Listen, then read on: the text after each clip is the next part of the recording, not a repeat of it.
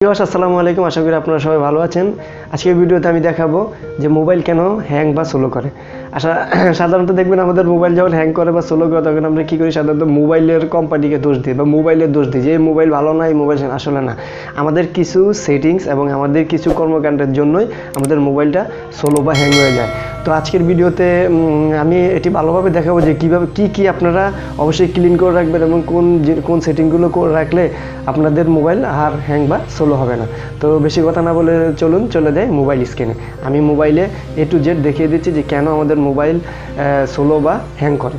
প্রথমত আমি আপনাদের দেখাই যে কেন মোবাইলগুলো স্লো বা হ্যাং হয়ে যায়। একটা জিনিস খেয়াল করেন, এই যে প্রথমে আমি এটা ঢুকি যে ক্লিনার, দেখেন এখানে যখন যাচ্ছি তখন এটি আমাকে শো করছে যে আমার ক্যাশে, মানে আমি যে ফাইলগুলো, মানে অনেক সময় আমি ভিডিও ডাউনলোড করি বা একটা ফাইল ডাউনলোড করি, তো এগুলো আবার অনেক সময় ডিলিট করে দিই। ডিলিট করে দেওয়ার পরও দেখেন এখানে দেখাচ্ছে যে আমার ক্যাশে 154 MB এখনও জমা আছে, মেমোরিতে আছে 118 MB। তাহলে এখানে তো হয়ে যেতেছে আপনার প্রায় 150 বা 272 MB হয়ে যেত। এরকম ডে বাই ডে যদি এগুলো জমা থাকে, ক্যাশে যদি এরকম ফাইল জমা থাকে এবং মেমোরিতে যদি ওই যে ফাইলগুলো জমা থাকে, ডিলিট করা ফাইলগুলো কিছু থাকে, তাহলে তো আপনার অনেক জমতে অনেক হয়ে যাবে এবং একদিন মোবাইল এমনি স্লো হয়ে যাবে। তো প্রথমত দেখাই যে এই কারণে প্রথমত মোবাইলটা স্লো হয়। আরেকটা দেখেন, এই যে আমি একটু যদি ডিপে যেতে চাই, আর খেয়াল করেন এই যে এখানে যদি যান, এই যে 3 লাইন মেনুতে যাওয়ার পরে একটু নিচে যাওয়ার পরে দেখেন এই যে এখানে লেখা আছে ডিপ ক্লিনে আমি যাই। এখানে কি দেখাচ্ছে দেখেন, এই যে ফাইলগুলো আমি কিন্তু অলরেডি ডিলিট করে দিচ্ছি। এই যে দেখেন 404 MBর একটা ফাইল, আরেকটা হলো 54 MB, এগুলো ডিলিট করা। দেখছেন যে প্রশ্নবোধক চিহ্ন, মানে এগুলো নাই, ডিলিট করে দিছি। তাও কিন্তু এগুলো কী হয়ে আছে আপনার এখানে ক্যাশ হয়ে আছে। এই ফাইলগুলো ডিলিট হয়নি, তো এগুলো ডিলিট করতে হবে। এখন এইভাবে জমতে অনেকে কিন্তু আমরা বুঝি না এগুলো যে আসলে এরকম যে অতিরিক্ত ফাইল বা অনেক ফাইল এরকম জমা হয়ে থাকে।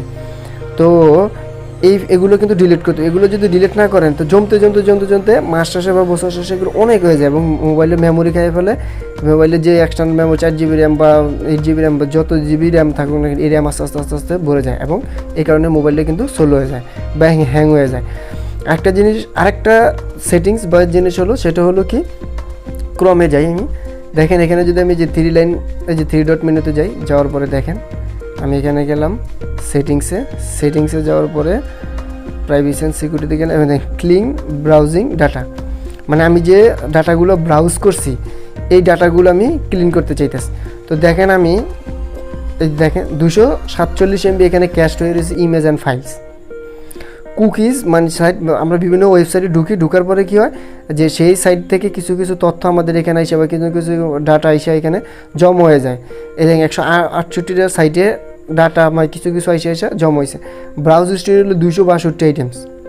আমি কিন্তু প্রতিদিনই ডিলিট করি। এবার এগুলো যদি ডিলিট না করি তাহলে কী হইতেছে, এগুলো জমা হইতে আস্তে আপনার এই মোবাইলের এক্সটার্নাল মেমোরি এবং ইন্টারনাল মেমোরি সবই কিন্তু ফিল আপ হয় এবং মেমোরি যখন আপনার পরিপূর্ণ হয়ে যাবে তখন কিন্তু আপনার মোবাইল স্লো বা হ্যাং হওয়া শুরু করবে। তাহলে এটা থেকে মুক্তি পেতে হলে কী করবেন, প্রথমত আপনার যদি ক্লিনার থাকে তো ভালো, মোবাইলে যদি ক্লিনার থাকে সেই ক্লিনার দিয়ে করবেন। আর ক্লিনার না থাকলে একটা যে কুল ক্লিনার নামে একটা অ্যাপস আছে, সেটা আপনারা এই অ্যাপস থেকে অ্যাপ স্টোর থেকে ডাউনলোড করে নেবেন। এই কুল ক্লিনারের মাধ্যমে সব কিছু করতে পারবেন। তো এখানে জাঙ্ক ফাইল, আজকে এটা নিয়ে আমি কথা বলবো না। এখানে গেলে আপনার সব কিছু বুঝবেন যে কীভাবে এখান থেকে ক্লিন করা লাগে বা কী করা লাগে। তো আমি এটা দেখাই যে এখান থেকে কী করব। এখান থেকে প্রথমে যখন আসবে, এখানে যদি আমার ক্লিনার দিয়ে আমি ক্লিন করে ফেলি, এখানে আসতেছে সার্চ করে 411 MB এখন। তো দেখেন এখানে ক্লিন করে দিলাম। এখন এটা কিন্তু যে ফ্রি অ্যাপ 411 MB, মানে 411 MB আপনার কিন্তু প্রায় ক্লিন হয়ে গেছে। তারপর আমি দ্বিতীয়ত কী করব, এখানে যাওয়ার পরে এই যে এখানে গিয়ে ডিপ ক্লিনে যাওয়ার পরে এই যে এখান থেকে এগুলো এই যে এইভাবে ফাইলগুলো সিলেক্ট করে এখান থেকে ডিলিট করে দেব। শেষ 2টা সেটিংস। ফাইনালি চলে যাব ক্রমে যাওয়ার পর 3 ডট মেনুতে যাওয়ার পরে এখানে সেটিংসে যাওয়ার পরে এই যে প্রাইভেসি অ্যান্ড সিকিউরিটি এটাতে যাওয়ার পরে যে ক্লিন ব্রাউজিং ডাটা এটাতে যাওয়ার পরে এখানে থাকে বেসিকে থাকে, আপনারা আসবেন অ্যাডভান্স আসে এগুলো সব কিছু এবং প্রত্যেকটা টিক মার্ক দিয়ে ক্লিন ডাটা করে দেবেন।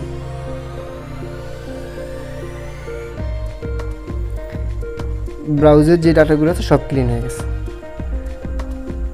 তো আপনারা যদি স্টেপ বাই স্টেপ এগুলো করেন আপনার মোবাইল অবশ্যই আর বেশি একটা হ্যাং করবেন এবং স্লো হবে না।